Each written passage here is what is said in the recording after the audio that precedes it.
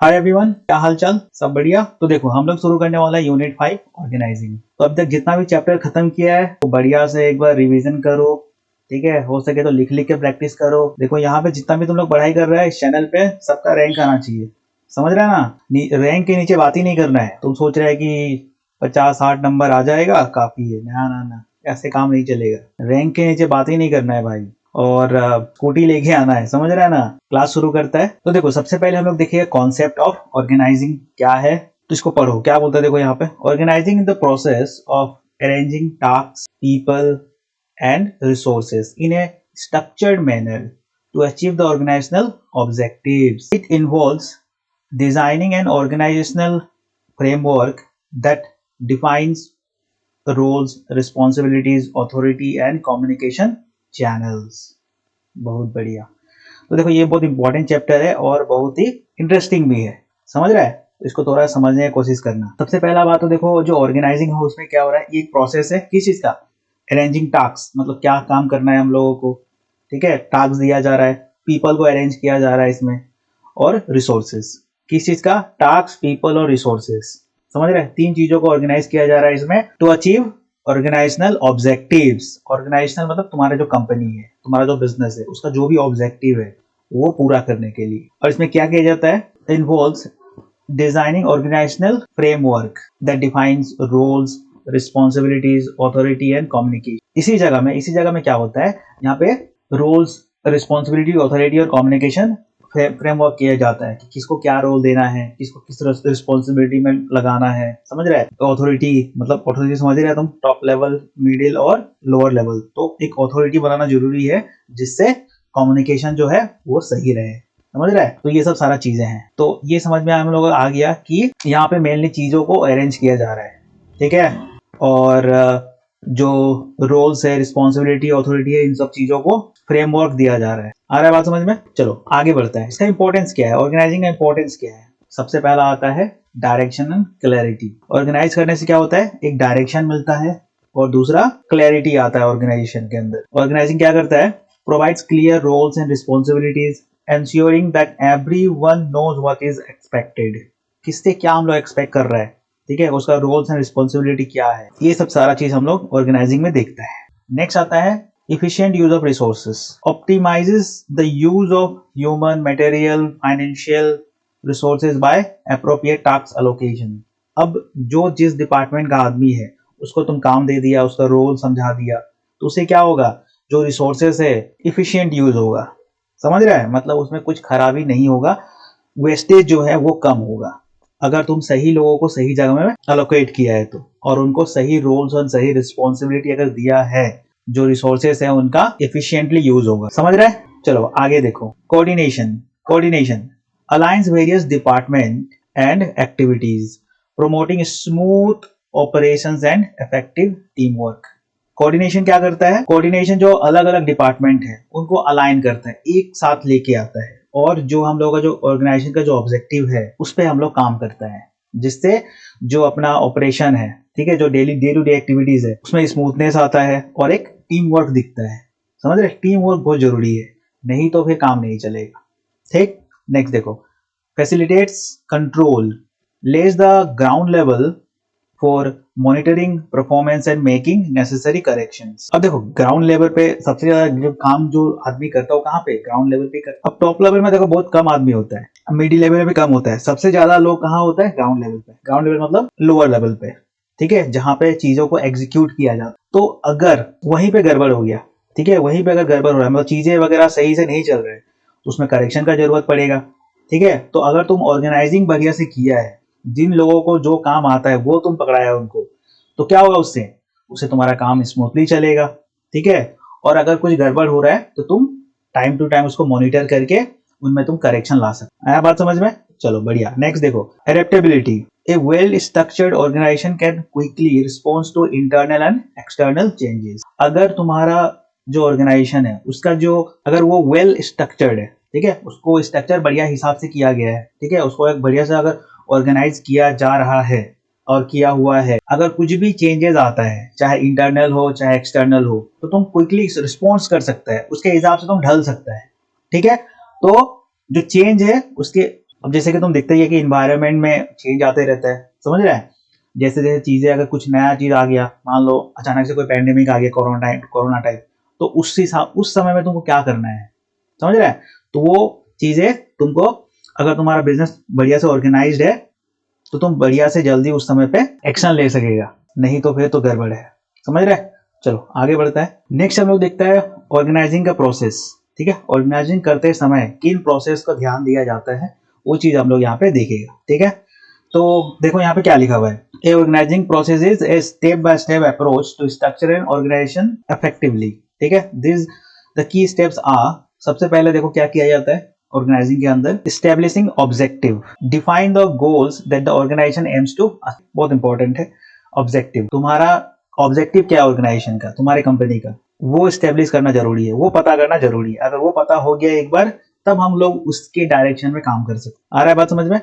Define the goals that the organisation aims to achieve, चाहता क्या है भाई, समझ रहा है? अगर तुमको पता ही नहीं है कि चाहता क्या ऑर्गेनाइजेशन, हर एक डिपार्टमेंट अलग अलग चीजों को अचीव करने में लगा हुआ है, तो ऐसे काम नहीं चलेगा। तुम्हारा मेन ऑब्जेक्टिव क्या है ऑर्गेनाइजेशन का, वो एस्टेब्लिश करना जरूरी है। Identifying activities, list the task and function needed to this objectives.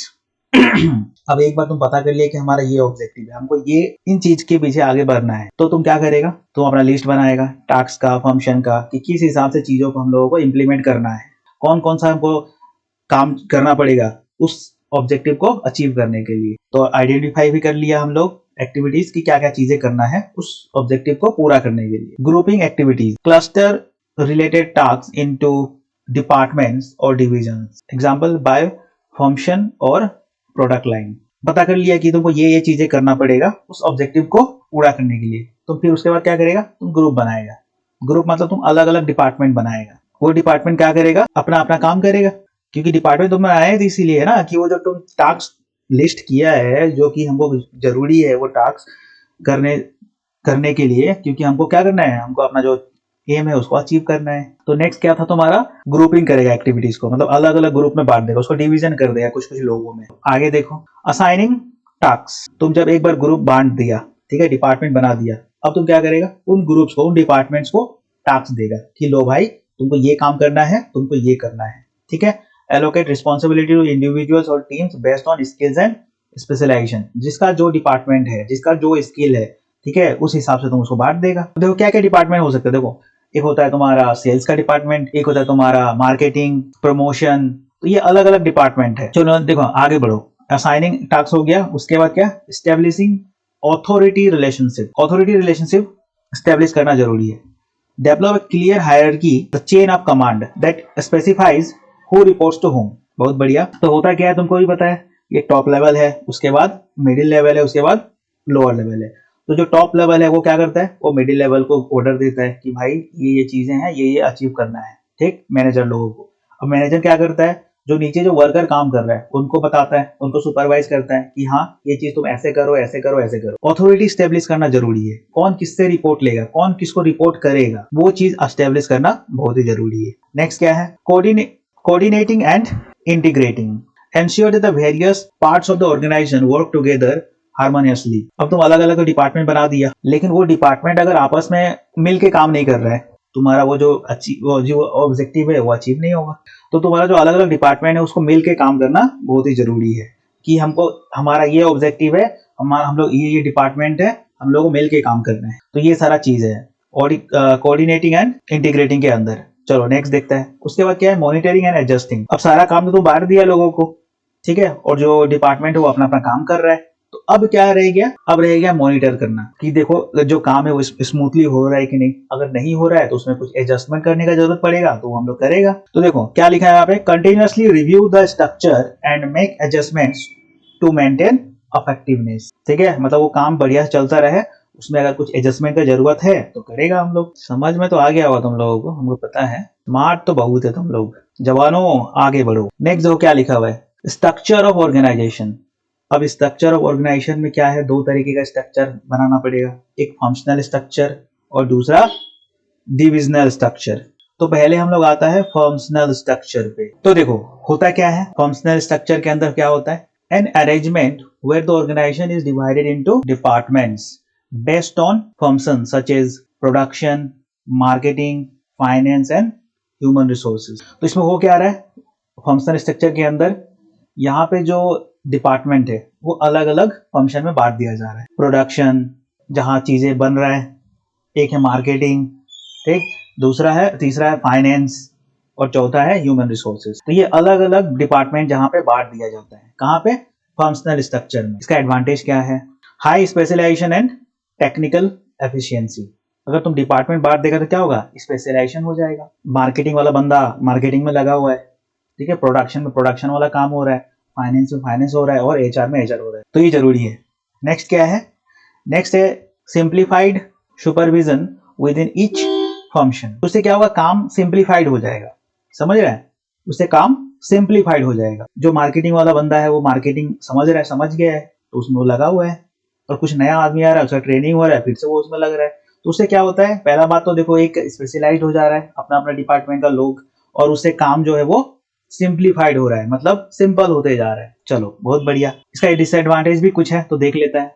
May create silos leading to poor inter departmental communication. तो देखो, सिलोस का मतलब होता है पुअर कम्युनिकेशन, जहाँ पे एक दूसरे से सही से कोऑर्डिनेट नहीं हो रहा है, अलग अलग डिपार्टमेंट अपना अलग अलग काम देख रहा है, वो लोग एक पेज में नहीं आ रहा है, मतलब जो चीजें हम लोग को अचीव करना है उस दिशा में काम नहीं हो रहा है। तो सिलोस मतलब प्योर इतना समझ दो, पुअर कम्युनिकेशन, मतलब कम्युनिकेशन अच्छा नहीं है अलग अलग डिपार्टमेंट में। तो इसी चीज को बोल रहा है, may create silos leading to poor inter departmental communication. Next क्या है, can reduce overall coordination if department works in isolation. अब हर एक डिपार्टमेंट मान लो अपना अपना काम देख रहा है, समझ रहे, अपना अपना काम देख रहा है और वो एक दूसरे से कोऑर्डिनेट ही नहीं कर रहा है, क्योंकि कोऑर्डिनेशन तो जरूरी है। मान लो कोई डिपार्टमेंट बहुत बढ़िया कर रहा है लेकिन कोई पीछे हो गया है, क्योंकि तुमको हर एक डिपार्टमेंट में एक इंप्रूवमेंट चाहिए होगा ना, टाइम टू टाइम, समझ रहा है। तो ये सब चीजें हैं, तो इसका ये डिसएडवांटेज है फंक्शनल स्ट्रक्चर का। चलो आगे बढ़ता है। नेक्स्ट हम लोग आता है डिविजनल स्ट्रक्चर। अब ये देखो क्या बोलता है, an arrangement where the organisation is divided based on product lines, geographic regions, और यहाँ पे मेनली जो डिवीजन हो रहा है वो प्रोडक्ट के अनुसार हो रहा है, उसके बाद जियोग्राफिक रीजन के हिसाब से हो रहा है और मार्केट के हिसाब से। अलग मार्केट में अलग लोग लगा हुआ है, और जो प्रोडक्ट है, मान लो ए बी सी 3 प्रोडक्ट बन रहा है, तो तीनों प्रोडक्ट में अलग अलग आदमी तुम लगा दिए। नेक्स्ट क्या है, नेक्स्ट है जियोग्राफिक रीजन। जियोग्राफिक रीजन के हिसाब से तुम बांट दिया, मान लो आसाम में एक अलग डिपार्टमेंट बना दिया, तो शिलोंग के लिए अलग बना दिया, तो उस हिसाब से यहाँ पे बांट दिया जाता है, किसमें, डिविजनल स्ट्रक्चर में। इसका एडवांटेज क्या है, देखो, better responsiveness to specific customer needs and regional differences. तो इससे क्या होगा, एक रीजनल डिफरेंसेस मिट जाएगा, और दूसरा better responsiveness to specific customer में ध्यान दिया जाएगा। चलो बढ़िया है। Greater flexibility in decision making for each division. अब क्या होगा, तुम तो एक प्रोडक्ट के लिए अलग डिपार्टमेंट बना दिया, तो उसमें क्या होगा, कोई किसी से इंटरफेयर नहीं कर रहा है, समझ रहा है। तो वो चीजें हैं यहाँ पे। डिसएडवांटेज क्या है, can lead to duplication of resources across divisions, coordination between divisions में बिकम चैलेंजिंग। तो इसका डिसएडवांटेज ये है कि अब तुम क्या किया कि एक प्रोडक्ट के लिए एक अलग डिपार्टमेंट बना दिया, अब उसमें क्या होगा कि उसमें जो रिसोर्सेज है उसका सही से इस्तेमाल नहीं भी हो सकता, मतलब एक ही लोग अलग अलग रिसोर्सेज का इस्तेमाल कर रहा है, तो उसमें जो रिसोर्सेज है उसका दुरुपयोग किया जा सकता है इसमें, ठीक है, ये वो बोलना चाहता है। और लास्ट वाला ये है कि जो कोऑर्डिनेशन है, समझ रहे हैं, मतलब जो भाईचारा है जो बिटवीन डिविजन्स में बिकम चैलेंजिंग, मतलब अलग अलग डिविजन्स में क्या हो सकता है, चैलेंजिंग हो सकता है इसमें। तो ये सब सारा चीजें हैं यहाँ पे देखने लायक। नेक्स्ट क्या है अपना, फॉर्मल एंड इनफॉर्मल ऑर्गेनाइजेशन, ठीक है, फॉर्मल एंड इनफॉर्मल ऑर्गेनाइजेशन। तो पहले हम लोग फॉर्मल ऑर्गेनाइजेशन पे आता है। तो देखो फॉर्मल ऑर्गेनाइजेशन क्या बोलता है, the officially refined structure including rules, procedures and organizational chart that specify roles, responsibilities and relationships. Formal organisation में क्या हो रहा है, जहां पे ऑफिशियली डिफाइंड, ठीक है, ऑफिशियली डिफाइंड हो रहा है, जहां पे ज्यादा इनफॉर्मल नहीं है, फॉर्मल है वो। ऑफिशियली डिफाइंड स्ट्रक्चर, जहां पे हम लोगों को रूल्स रेगुलेशन के हिसाब से चीजें काम करना है, ठीक है। और जो ऑर्गेनाइजेशन है, ऑर्गेनाइजेशन में हर लोगों को अलग अलग अपना अपना रोल रिस्पॉन्सिबिलिटी दे रखा हुआ है। तो ये हो गया अपना फॉर्मल ऑर्गेनाइजेशन। इसका इंपॉर्टेंस क्या है, provides clear guidelines and consistency in operations. Organisation में क्या होता है, एक गाइडलाइंस दिया रहता है और उसके हिसाब से तुमको काम करना है। नेक्स्ट क्या है, informal organisation, the network of formal and social relationships that naturally form among employees. Informal में क्या हो रहा है? Personal and social relationships that naturally form among relationship, उसको बोलते हैं हम लोग इनफॉर्मल. ठीक है, यहाँ पे कोई रूल्स एंड रेगुलेशंस नहीं है, यहाँ पे नेचुरली बिल्ड हो रहा है पर्सनल और सोशल रिलेशनशिप्स. ठीक, इसका इंपॉर्टेंस क्या है? Enhance communication, fosters team work and can complement the formal structure by solving issues more flexibly. अब अगर मान लो इनफॉर्मल है तो वहां पे क्या हो रहा है? कम्युनिकेशन ज्यादा आसान हो रहा है, एक टीम वर्क बनेगा आपस में नेचुरली. समझ रहे हैं? तो इन सब चीजों के लिए इनफॉर्मल ऑर्गेनाइजेशन ज्यादा बढ़िया है. चलो आगे बढ़ते हैं. नेक्स्ट है हम लोगों का बस डेलीगेशन. ठीक है, इसमें कॉन्सेप्ट, एलिमेंट्स और इसका इंपॉर्टेंस हम लोग देख लेते हैं. तो देखो डेलीगेशन क्या बोलते हैं? Delegation is the process of transferring authority, responsibility and accountability from managers to subordinates. It is a key element in building efficient and responsive organisation. तो डेलीगेशन मतलब क्या? ट्रांसफर करना. क्या चीज? Authority, responsibility, accountability from managers to subordinates. Managers के नीचे कौन काम करता है? सबऑर्डिनेट्स काम करता है. तो मैनेजर क्या करता है? ट्रांसफर करता है कि भाई ये देखो, तुमको ये काम करना है, तुमको ये चीज देखना है, इस हिसाब से. तो डेलीगेशन मतलब मेनली ट्रांसफर करना, अपना जो ऑथोरिटी है, रिस्पॉन्सिबिलिटी है, अकाउंटेबिलिटी है, वो ट्रांसफर करना. किसको? Managers to subordinates. ठीक है, इससे क्या होगा? इससे ऑर्गेनाइजेशन में एक it's helps in building efficient and responsive organisation. आ रहा है बात समझ में? चलो आगे देखते हैं. इसका एलिमेंट्स क्या है डेलीगेशन का? Authority, the power given to subordinates to make decisions and act. जो सबऑर्डिनेट्स है उनके हाथ में ऑथोरिटी आएगा, पावर आएगा, जिससे वो लोग भी डिसीजंस ले सकता है. नेक्स्ट क्या है? Responsibility, the duty to perform the assigned. अब तुम उनको पावर देगा तो उनके पास एक रिस्पॉन्सिबिलिटी है कि हाँ भाई ये हम काम करके देना है. नेक्स्ट क्या है? Accountability, the obligation to report and justify results. अब तुम सबऑर्डिनेट जो है उनको तुम अगर ऑथोरिटी दे रहा है, रिस्पॉन्सिबिलिटी आ रहा है उनके ऊपर, तो उनको भी एक दिखाना पड़ेगा ना कि हाँ भाई ये देखो हम लोग काम की करके तुमको सबमिट किए है. ठीक. नेक्स्ट क्या है? Communication, clear instructions and feedback mechanisms are essential. ठीक है, तो डेलीगेशन का जो मेन जो एलिमेंट है वो क्या है? ऑथोरिटी, रिस्पॉन्सिबिलिटी, अकाउंटेबिलिटी और कम्युनिकेशन. ठीक है, तो डेलीगेशन का याद रखना, ये सब सारा एलिमेंट्स है, इंपॉर्टेंट है, पूछते हैं. नेक्स्ट डेलीगेशन का इंपॉर्टेंस भी देख लेते हैं. Empowers employees, increase motivation and develop skills. तो जो एम्प्लॉइज है, जो सबऑर्डिनेट्स हैं, उनको एम्पावर करता है. ठीक है, उनमें मोटिवेशन लेके आता है कि हाँ हम लोग को भी अच्छा काम करना है, क्योंकि हम लोगों को भी एक ऑथोरिटी मिल रहा है. ठीक है. नेक्स्ट क्या है? Managerial efficiency, frees managers to focus on strategic task. अब जो मैनेजर है वो सबऑर्डिनेट्स को क्या कर रहा है? अपना जो रिस्पॉन्सिबिलिटी है वो दे रहा है, तो जो मैनेजर है वो फ्री हो रहा है. अब मैनेजर लोग क्या करेगा उस समय पे? अपना स्ट्रेटेजी बनाएगा. आ रहा है बात समझ में? नेक्स्ट क्या है? Improves decision making, improves decision making, decentralizes routine decisions leading to faster and more informed responses. तो इससे क्या फायदा होगा? इससे ये फायदा होगा कि डिसीजन मेकिंग ज्यादा अच्छा रहेगा. मतलब सिर्फ एक जगह पावर नहीं रहेगा, सिर्फ टॉप लेवल पे पावर नहीं रहेगा, मिडिल लेवल पे, लोअर लेवल पे भी पावर वगैरह बांटा जाए. नेक्स्ट क्या है? Enhance coordination, promotes a smooth flow of work by assigning tasks to the most qualified individual. अब जो जिसके काबिल है उसको अगर को काम दिया जाए तो वो सही करेगा, वो अच्छा करके दिखाएगा. तो ये क्या होता है? एनहेंस करता है कोऑर्डिनेशन. चलो आगे बढ़ता है. नेक्स्ट टॉपिक है अपना डिसेंट्रलाइजेशन.